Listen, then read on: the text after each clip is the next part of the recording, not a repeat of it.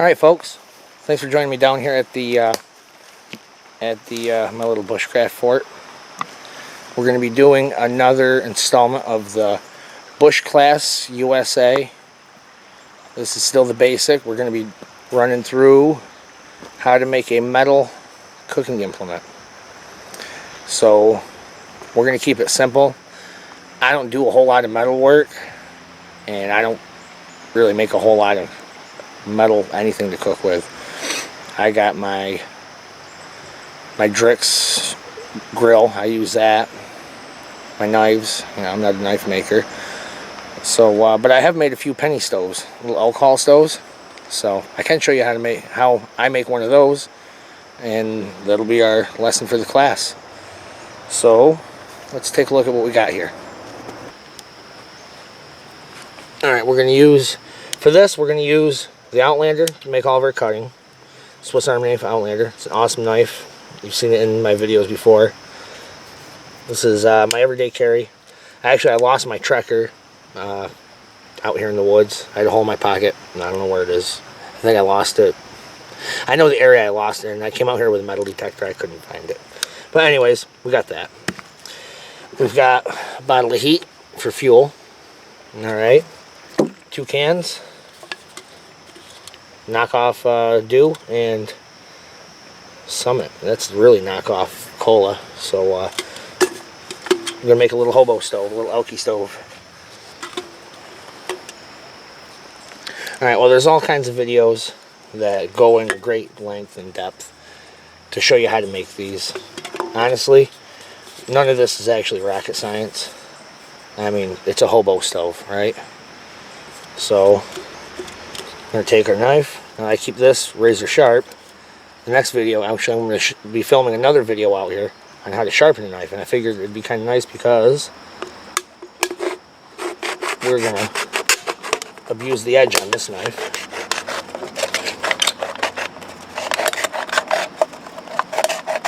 Because a lot of people, they actually use a, here we go. A lot of people, they'll tell you, oh, well, you know, make sure you have a jig so you get, you know, everything nice and neat and perfect. Bugs get eaten alive. You know, so you get everything nice, neat, and perfect. Reality, you need a vessel that's going to hold fuel. And then you need a top to make your burner out of. You know, almost like a gas stove. Because this fuel is going to evaporate, and that's where your flame's going to come from once it's lit. So, let's keep going. Like, you're supposed to make one shorter than the other, one longer than the other, and all that business.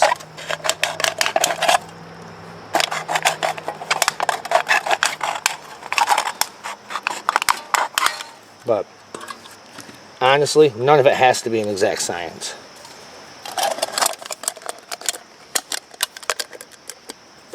I mean, people make really beautiful versions of this. I've made actually a couple of really nice versions, but this isn't going to be one of them. I do have to cut this down a little bit. It's a little bit too tall.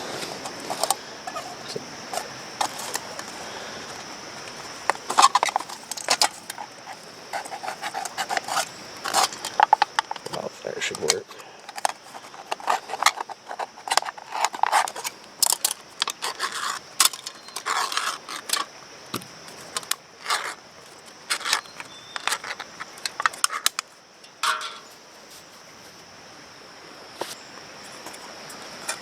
Now be real careful, there's sharp edges. If you're going to try making one of these, there are sharp edges.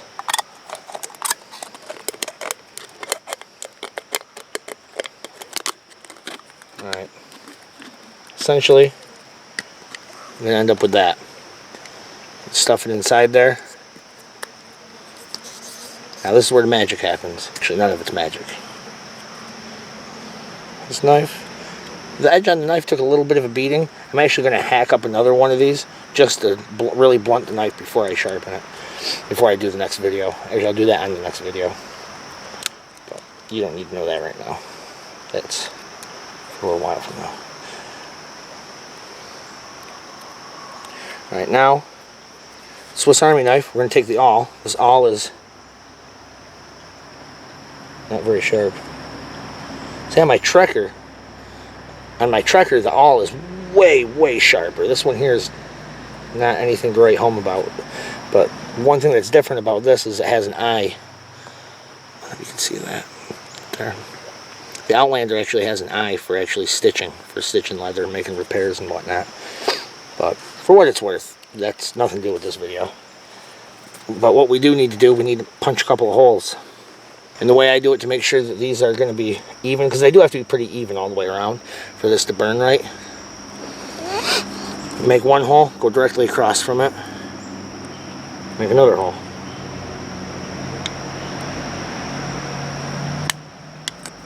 Okay. You don't have to go too deep. You're just making small holes for the gas to come through. Actually, these holes are actually kind of big. And you just keep splitting the difference all the way around till you have what you feel is enough holes. If you've never made one of these before, make them. They're fun. You just keep splitting the difference on each one of your holes. You go all the way around. So that one there, it's never even. That one, and this one's way over here. But honestly, well, here, let's do a few more holes. Split the difference in all those.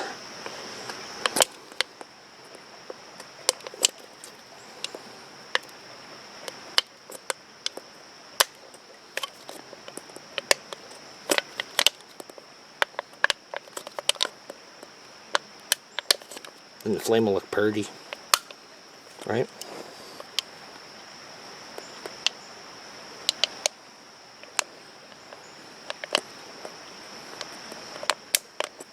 Now here's very important. To make one of these work, it helps out a lot. Put a hole in the center to help fill it. So right here in the center, put a little bit bigger hole, because we're going to cover that. I think I have a quarter or something in my pocket. But that's for filling. And you can actually take, if you have another can, one of mine that I made before, you actually put a little cap over this. You take the very bottom of another can, and you just slip that over the whole thing, because you'll fill this with cotton or some kind of material that's going to hold. Oops. Here. Alright. Hold up.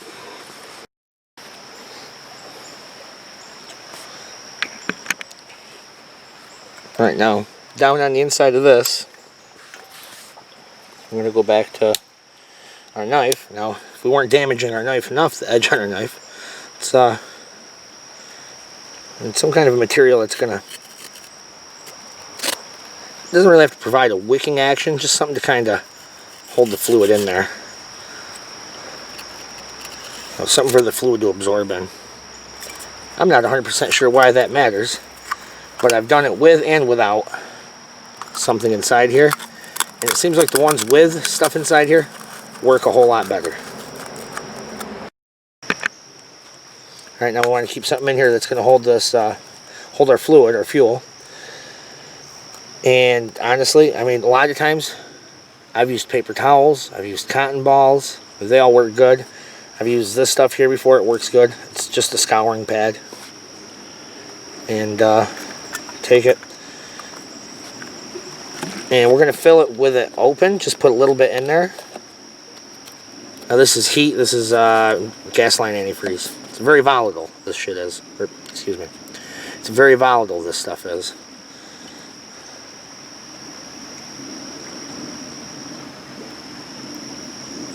Alright, I don't know if you guys can see that, but it's all absorbed. Yeah, you can see that. It's absorbed, and there's a little bit hanging over now, right?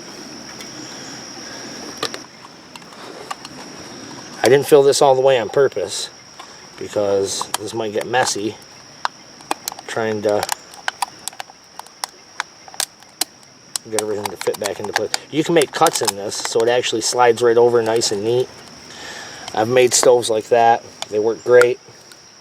Like, let's say you're on the fly just trying to make a bush stove for whatever reason. Maybe there's no fires are allowed. Maybe you need to make something, you know, you're hungry, you need to make food or boil water, and you need to do it stealthily, and you don't want a bunch of smoke. This here, obviously, this is not going to give off any smoke. So, top her off.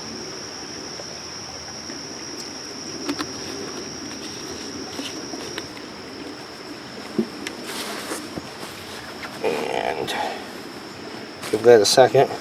Throw a quarter over the top, or any kind of coin. Even a bottle cap, a beer bottle cap, anything will work. Let's pour a little bit right on the coin and light it. The colder it is, the harder these are to light. But it's summertime, it's not that cold. You can't really see the flame, but yeah, okay, yeah, it's cooking now. That's hot. So now we made a cooking implement here, right? But what good is a cooking implement if you're not going to use it?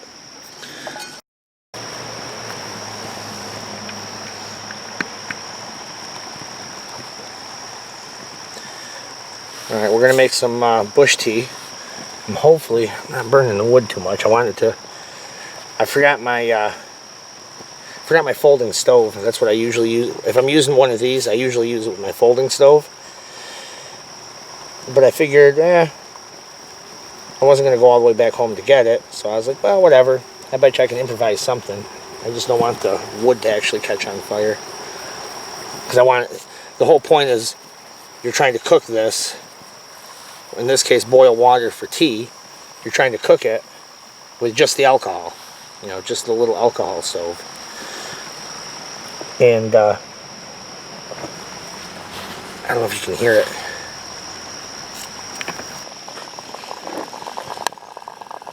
You guys hear that?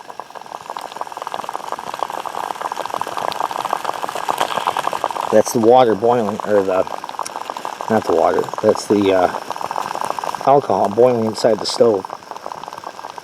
There's the water.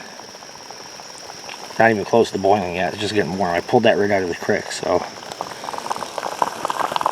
But that's the oil, the alcohol boiling inside there. You can see she's burning pretty good now. And I'm not burning any of the wood, per se, I don't think. And there's a little bit there, I mean, just a tiny bit burning. So rather than make a tripod or anything, we're just focusing on making one of these in this video. So I just grabbed 2 pieces of wood out of my campfire and made kind of a little stand here. Pretty good, right? And this is almost boiling. Oh yeah, it's hot. All right, cool. Let's throw some of this in. We got wintergreen and pine needles. Here's my little spoon that I made, well, it's not really a spoon. It's more of an eating utensil. But it functions as a spoon. You know, it's got a little divot in there to eat out of. I made this on my my overnighter out here at the fort.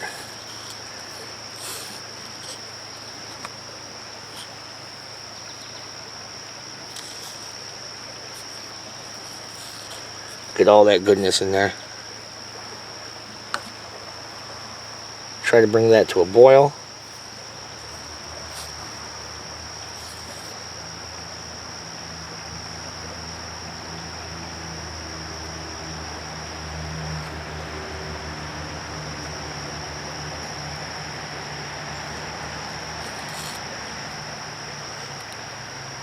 And we're still, you see that flame? We're still burning pretty good. We're not burning wood either, so that's a plus. Starting to boil in here a little bit.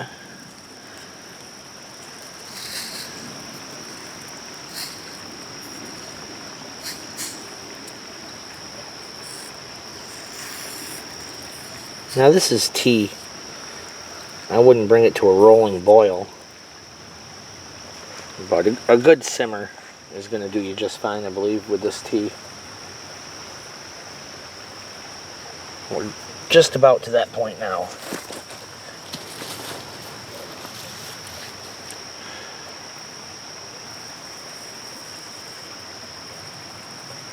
Yeah, we're starting to boil.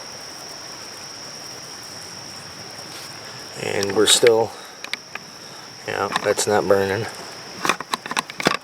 Let's go back over here. Still cooking with gas.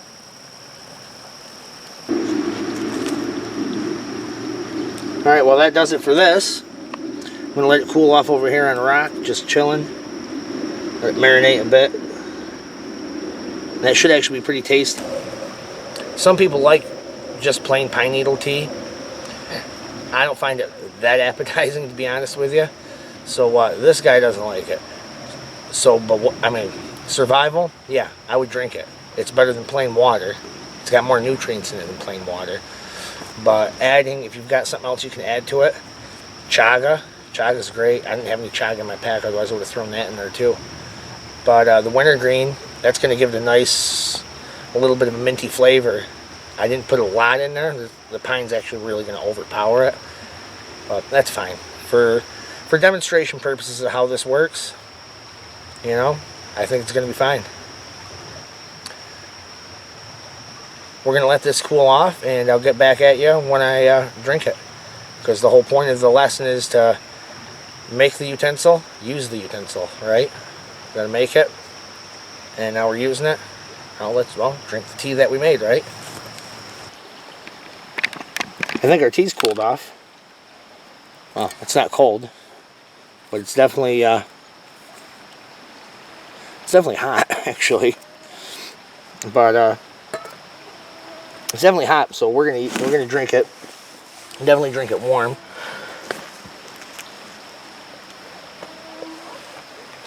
Here's another little utensil I made. It's just like 4 prongs. I don't know, I use it for like grabbing stuff or just putting stuff in it, you know, like that. Hold it over the fire. But it's starting to dry out now, so I probably don't want to hold it over the fire too much. But it'll work good for this.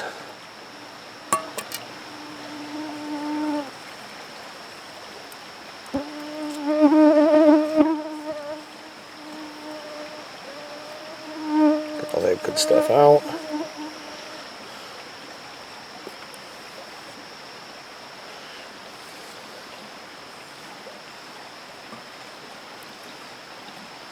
Alright. Now, I don't know if you guys can actually see in there. It's starting to get dark.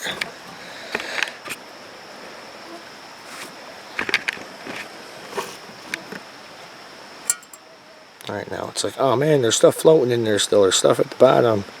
Dude, it's all good. This just got off that fire. It was just boiling. Anything in there that could hurt you, like organisms and whatnot, dude, they're dead. Drink your tea. It's good for you. Alright guys, I hope you enjoyed the video. It's not bad. Could use more wintergreen. Give it a nice strong minty flavor. But it ain't bad. You can barely taste the pine needles. You know, it's just got a, you know, I don't know if you've never had it, it's kind of an earthy flavor.